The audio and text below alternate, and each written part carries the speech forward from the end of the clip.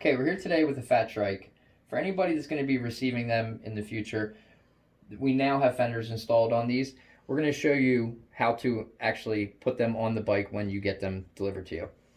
So this is the way it's going to come like this. Your fender will be separated. It'll already be put together. All you have to do is set it right down in here. In your trunk bag, you'll have 2 bolts. Just place these through here. Now, for my video for right now, I don't have the trunk installed here. When you get the bike, you will have the trunk installed, and all you have to do is just come right through here. Or you can remove the basket if you want.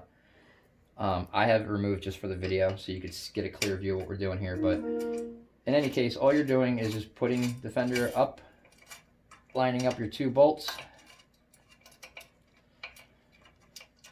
Then once you get them pretty well in place, it's a 5mm Allen wrench.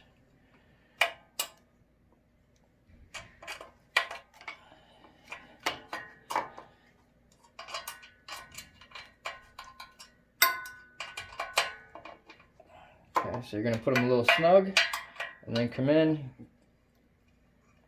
and give them a good crank.